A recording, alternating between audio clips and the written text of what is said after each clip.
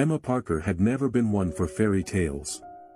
Growing up in a small town with a single mom who worked 2 jobs, she'd learned early on that life wasn't about glass slippers and happily ever afters.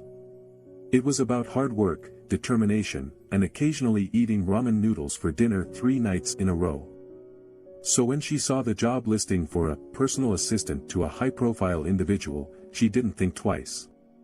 The salary was enough to make her student loans cry tears of joy, and the location, a sprawling estate just outside the city, sounded like a dream.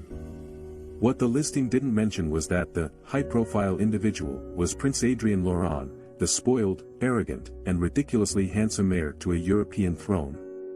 Emma found this out the hard way when she arrived for her interview and was greeted by a man who looked like he'd stepped out of a fashion magazine, if the magazine was titled Brooding Royals with a chip on their shoulder. "You're late," Adrien said, leaning against the doorframe of his mansion with his arms crossed.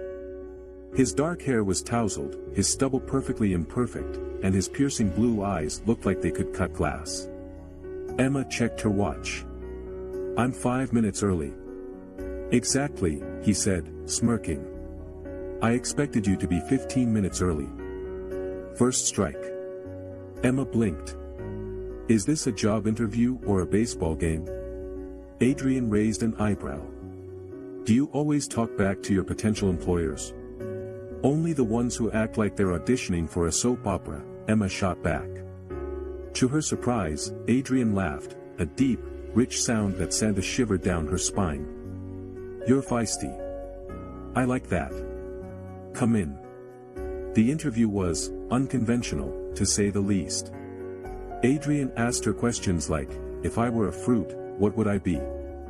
Emma's answer, "A pineapple. Spiky on the outside, weirdly sweet on the inside, and probably toxic if consumed in large quantities.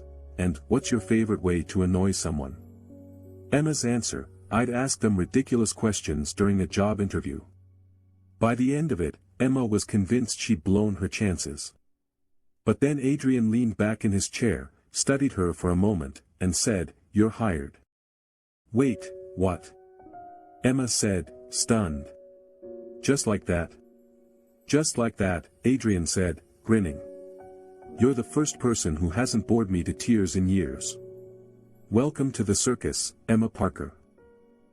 Emma quickly learned that being Adrien's personal assistant was less of a job and more of a full-time adventure. Her duties ranged from the mundane, pick up my dry cleaning, to the absurd, find out if my ex-girlfriend's new boyfriend has a criminal record. Adrien was a whirlwind of chaos, and Emma was the only one who could keep up. One morning, Emma arrived at the mansion to find Adrien pacing in the kitchen, his hair a mess and his shirt half unbuttoned. "Emma," he said, looking panicked. "I need your help." "What's wrong?" Emma asked, setting down her bag. "Did you lose your crown again?"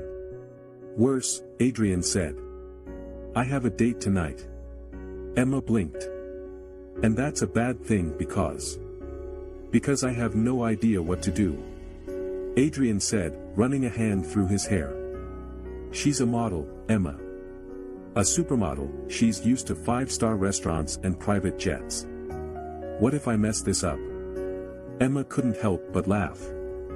"You? The Prince of Charm? Nervous about a date?" Adrien glared at her. "This isn't funny." "It's a little funny," Emma said, grinning. "But don't worry. I'll help you." And so, Emma spent the day planning the perfect date. She booked a table at a cozy, intimate restaurant, not too flashy, but still classy, arranged for a private concert by a local band. Adrien's date was a fan, and even picked out Adrien's outfit, a dark suit that made him look like he'd stepped out of a James Bond movie. That evening, as Adrien was heading out the door, he turned to Emma and said, "You're a lifesaver, you know that?" Emma shrugged. "Just doing my job." Adrien hesitated, then leaned in and kissed her on the cheek. "You're more than just an assistant, Emma. You're amazing." And with that, he was gone, leaving Emma standing in the doorway with her heart racing and her cheeks burning. As the weeks went by, Emma and Adrien grew closer. They spent late nights working on Adrian's charity projects, Emma's idea, of course, arguing over movies. Adrian loved action films, Emma was a rom-com fanatic, and trading playful insults. But beneath the banter, there was a growing tension, a spark that neither of them could ignore. One night, after a particularly long day, Emma and Adrian found themselves in the mansion's library. Adrian was sprawled on the couch, flipping through a book, while Emma sat cross-legged on the floor, sorting through a pile of paperwork. "Emma," Adrian said suddenly, breaking the silence. "Why do you put up with me?" Emma looked up, surprised. "What do you mean?" "I mean, I'm a mess," Adrian said, running a hand through his hair. "I'm spoiled, arrogant, and completely incapable of taking care of myself. So why do you stick around?" Emma hesitated, then said, "Because you're not as bad as you think you are. Sure, you're a pain in the neck sometimes, but you're also kind, generous, and, well, you're not as bad as you think you are." Adrian laughed. "You already said that." "Because it's true," Emma said, standing up and walking over to the couch. "You're not just some spoiled prince, Adrian. You're amazing." Adrian looked up at her, his blue eyes searching hers. For a moment, they just stared at each other, the air between them crackling with electricity. Then, slowly, Adrian reached out and took Emma's hand. "Emma," he said softly. "I." But before he could finish, the door burst open, and Adrian's butler, Charles, rushed in. "Your Highness. There's an urgent call from the palace." Adrian groaned and dropped Emma's hand. "Duty calls," he said, standing up. "We'll finish this later." But as he walked out of the room, Emma couldn't help but wonder if they ever would. The climax of Emma and Adrian's story came at the annual royal ball, a glittering event attended by the who's who of high society. Adrian had been dreading it for weeks, but Emma convinced him to go, promising to be by his side every step of the way.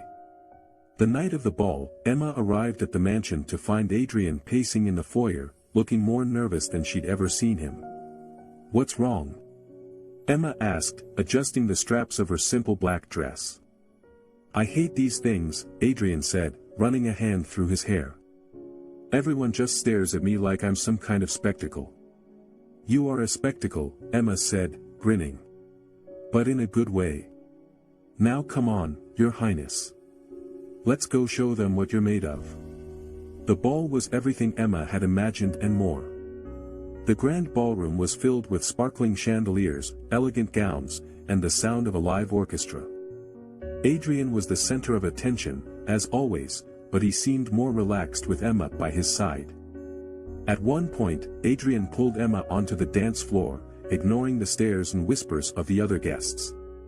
As they danced, Adrian leaned in and whispered, "You're the only one who makes these things bearable, you know that?"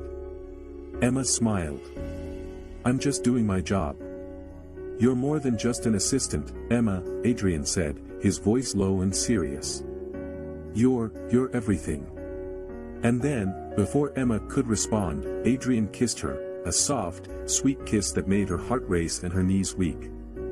For a moment, the rest of the world faded away, and it was just the two of them, lost in each other. The next morning, Emma woke up in Adrian's bed, her head resting on his chest. For a moment, she allowed herself to believe that this could be her happily ever after. But then reality came crashing back in. "Emma," Adrian said, his voice heavy with regret. "Last night was amazing. But I can't do this. I'm a prince, and you're my assistant. It's too complicated."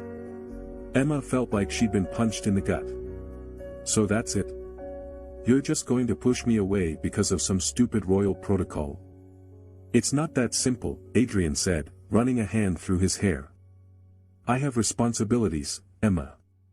I can't just—" "No," Emma interrupted, standing up and grabbing her clothes. "You don't get to do this. You don't get to kiss me like that and then act like it never happened. I'm not just some girl you can push around, Adrian. I'm Emma Parker, and I deserve better." And with that, she walked out of the room, leaving Adrian staring after her, his heart breaking. It took Adrian 2 weeks to realize he'd made the biggest mistake of his life. 2 weeks of staring at Emma's empty desk, of missing her laugh, her wit, her presence. 2 weeks of realizing that he couldn't live without her. So he did the only thing he could think of. He showed up at her tiny apartment with a bouquet of flowers and a sheepish grin. "Emma," he said, holding out the flowers. "I'm an idiot." Emma crossed her arms and raised an eyebrow. And I'm sorry," Adrian said, stepping closer. "I was scared, Emma. Scared of what people would think, scared of messing things up. But I'm not scared anymore. Because the truth is, I'm nothing without you. You're my best friend, my partner, my everything. And I don't care if it's complicated. I don't care if it's messy. I just care about you." Emma's eyes filled with tears, but she didn't say anything. "So," Adrian said, dropping to one knee and pulling out a small box. "Emma Parker, will you do me the honor of being my personal assistant, forever?" Emma laughed through her tears. "Is that a proposal?" "It's whatever you want it to be," Adrian said, grinning. "As long as it means I get to keep you." And then, as the sun set behind them, Emma pulled Adrian to his feet and kissed him, a kiss that was soft and sweet and full of promise. Because sometimes, happily ever afters do come true, even for a small-town girl and a spoiled prince.